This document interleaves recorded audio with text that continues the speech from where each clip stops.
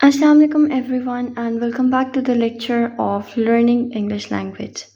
Today we will be dealing with the perfect continuous tense. In the previous sessions we have dealt with the perfect tense and we have completed that very well. उसपे हमने उसके parts जो उसके structure के parts हैं वो भी discuss किए, सब्जेक्ट वर्ब ऑब्जेक्ट को भी डिस्कस किया. अलॉन्ग विद दैट हमने हर उस चीज़ को डिस्कस किया that is important to know and to understand the perfect tense. So now moving toward the perfect continuous tense. Perfect continuous tense basically हमारे पास deal करता है कि एक एक्शन या event. Basically the word continuous shows the continuity कि एक action या event जो है वो कंटिन्यू है अभी भी. इस चीज़ को डील करता है हमारे पास continuous tense. And it will be completed at a later time, या फिर it was completed at the later time, या फिर it is completed at the later time. यानी कि हमारे पास जो इज़ और यानी कि वाज और विल है, यानी कि ये हमारे पास हैं present, past and future of perfect continuous tense.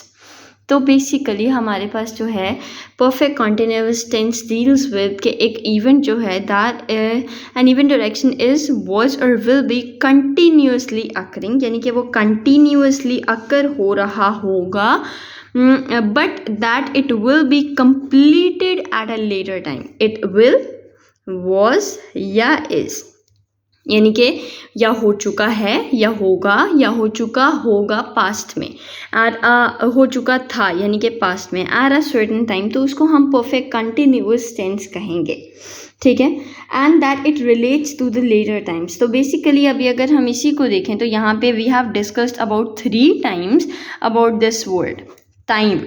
यानी कि परफेक्ट में हमारे पास रोल ऑफ टाइम बहुत इम्पॉर्टेंट है और यही समहाउ हमारी उर्दू पहचान भी है कि हमारे पास जो है वो टाइम का जो रोल है वो बहुत ज़्यादा मैटर करता है कि हम एक परफेक्ट कंटिन्यूस टेंस के उर्दू फ़िक्रे को ईजीली अंडरस्टैंड या जज कर सकते हैं ऑन द बेसिस ऑफ कि उसमें टाइम का जिक्र हुआ हो. फॉर एग्ज़ाम्पल वो 1950 से इस घर में रह रहा है.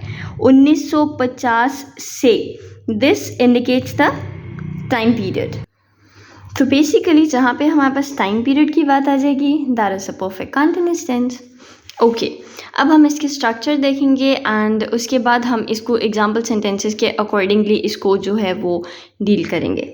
तो बेसिकली पॉजिटिव सेंटेंस का जो स्ट्रक्चर है दैट इज़ सब्जेक्ट मैंडेटरी है. हर सेंटेंस में सब्जेक्ट होता है. सब्जेक्ट के बगैर the sentence is not completed at all. उसके बाद हैज़ हैव प्लस बीन, यानी कि बेसिकली हमारे पास हेल्पिंग वर्ब्स आएंगे हैज़ बीन या हैव बीन.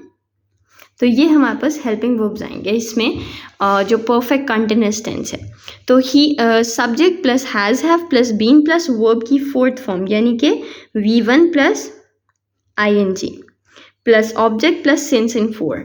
तो ये जो है हमारे पास इसके थ्रू हम करेंगे चीज़ों को डील. हमारे पास हेल्पिंग वर्ब्स आ गए, वर्ब की फोर्थ फॉर्म आ गई.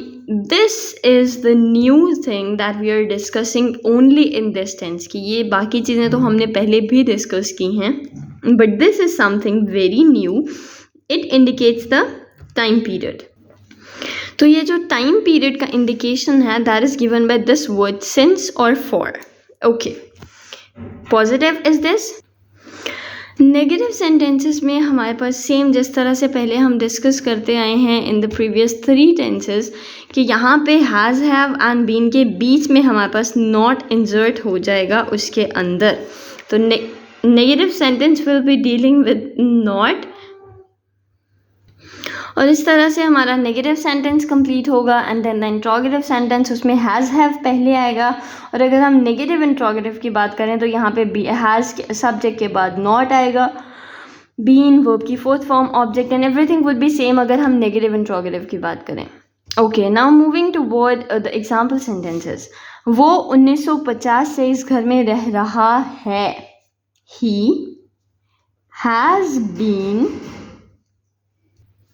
has been living. This is V4 यानी कि V1 प्लस ing यानी कि live प्लस ing. तो he has been living in this house since 1950. तो ये हमारा हो गया एग्जाम्पल सेंटेंस नंबर 1 यानी कि positive sentence. Okay, now moving toward the negative one. इसमें हमारे पास क्या होगा, इस घर में नहीं रह रहा है. ठीक है, तो यहाँ पे क्या करेंगे हम, he has not been living in this house since 1950s. Okay, तो अब इसमें हमने क्या किया कि हैज़ और बीन के बीच में हमने नॉट इंसर्ट कर दिया कि he has not been living in this house since 1950. Okay, अब अगर हम इसके जो है वो नेक्स्ट सेंटेंस को देखें, यानी कि हम इसका इंट्रोगेटिव सेंटेंस अगर बनाते हैं,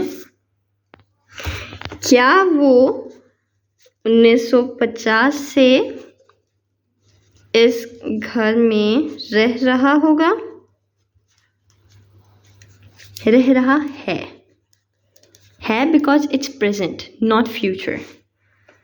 has he been living in this house since 1950. और सेम इज़ द केस अगर हम इंट्रोगेटिव यानी कि नेगेटिव इंट्रोगेटिव बनाएं, तो यहाँ पे इस घर में नहीं आ जाएगा, यहाँ पे इंसर्ट हो जाएगा. क्या वो 1950 से इस घर में नहीं रह रहा है, तो has he not been living in this house since 1950. तो बेसिकली ये था हमारे पास perfect tense, perfect continuous tense यानी कि प्रेजेंट परफेक्ट कंटिन्यूस टेंस हमारे पास यहाँ पे कंप्लीट होता है. And I hope you got all the points very clearly. And if you have any question and any query, यानी कि किसी भी तरह का कोई प्रॉब्लम अगर आपको है, तो यू कैन कॉमेंट बिलो और you can like record your queries and questions or note it down below, and we will be dealing with all that questions and queries in the live sessions after this course ends. And yeah, that's it. Thank you for watching. We'll see you in the next video.